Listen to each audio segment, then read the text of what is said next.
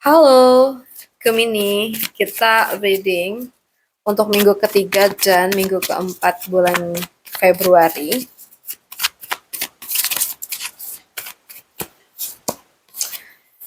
Ambil yang bermanfaat aja dan lepaskan sisanya. Aku lihat tuh kamu lagi ada di fase hidup yang sebenarnya kamu berusaha kelihatan tenang dan kuat, walaupun di dalam tuh mungkin ada banyak hal yang sedang kamu pikirin. Kamu tuh tipe orang yang sering berusaha mengontrol perasaan ya, supaya tidak meledak atau tidak membebani orang lain. Di kehidupannya sekarang, kamu tuh kemungkinan lagi belajar jadi pribadi yang lebih dewasa secara emosional.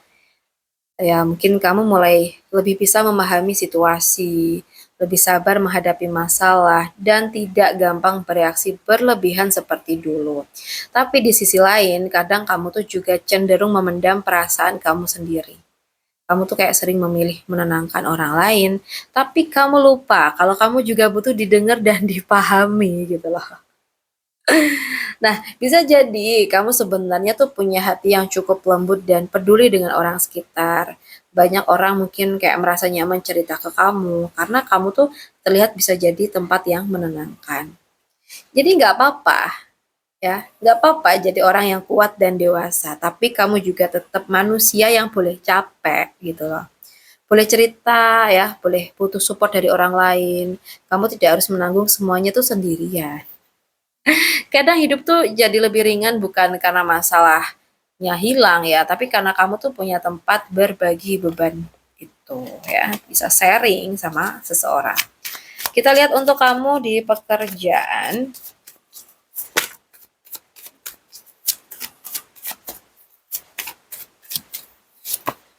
Oke, untuk di pekerjaan. So, Gemini di pekerjaan, aku melihat di perjalanan pekerjaan kamu tuh sebenarnya ada ini ya, cahaya yang sedang perlahan muncul. Mungkin kamu tuh pernah melewati fase merasa lelah, merasa berusaha, atau merasa usaha kamu tuh nggak terlihat, atau sempat mempertanyakan apakah jalan yang kamu pilih tuh udah bener, kayak gitu. Tapi di sini ya, aku lihat ada energi di mana semua usaha yang kamu jalani itu enggak sia-sia. Jadi ada proses panjang yang mungkin orang lain tuh nggak tahu tentang bagaimana kamu tetap bertahan, tetap berusaha, terlihat kuat, bahkan saat kamu sebenarnya tuh hampir nyerah. Di pekerjaan, kalau yang keluar dari kartu ini membawa energi kebahagiaan yang datang dari rasa dihargai.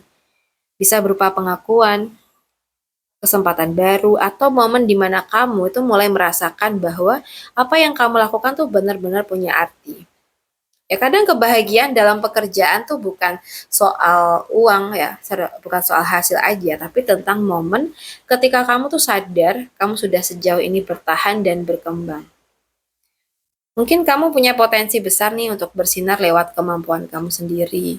Kamu mungkin tidak selalu sadar, tapi apa yang kamu lakukan tuh bisa membawa dampak positif. Jadi bukan hanya untuk diri kamu, tapi juga untuk orang lain. Jadi jangan ragukan nilai diri kamu hanya karena perjalanan terasa berat. Ya, kamu tuh nggak sedang berjalan dalam gelap kok. Kamu tuh hanya sedang menuju terang yang belum sepenuhnya tuh terlihat. Ya, aku akan ada fase di mana kamu melihat hasil dari kesabaran kamu, akan ada momen di mana kamu tuh merasa lebih bangga dengan diri kamu sendiri. Dan saat itu datang, kamu akan sadar semua proses yang melelahkan itu ternyata sedang membawa kamu ke tempat yang lebih hangat ya. Oke, kita lihat lagi untuk situasi keuangan. Keuangan Gemini di minggu ketiga dan minggu keempat. Oke. So, aku ngelihat kondisi keuangan kamu sedang dalam fase belajar dan mengamati. Mungkin kamu tuh mulai lebih sadar cara mengatur uang, mencari informasi baru tentang peluang pemasukan, atau mungkin sedang mempertimbangkan rencana finansial ke depannya. Dan aku lihat kartu ini juga nunjukin ide atau peluang baru dalam mencari rejeki. Tapi mungkin masih perlu dipikirkan dan dipelajari dengan matang ya. Jadi bagus untuk lebih teliti dan tidak terburu-buru mengambil keputusan keuangan. Semakin kamu belajar dan mencari informasi, semakin besar peluang kamu membuat langkah finansial yang lebih tepat. Oke? Okay? Well, kita bahas buat kamu yang single. Untuk Gemini yang single di minggu ketiga dan minggu keempat. Oke. Okay. Kita dapat King of Pentacle. Jadi buat yang single ini aku ngelihat kamu mungkin sedang berada di fase yang lebih fokus ke kestabilan hidup, baik secara finansial, karir maupun masa depan.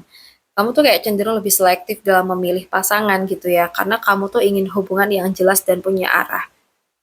Jadi energi kartu ini juga menunjukkan peluang datangnya seseorang yang dewasa, serius, dan membawa rasa aman buat kamu.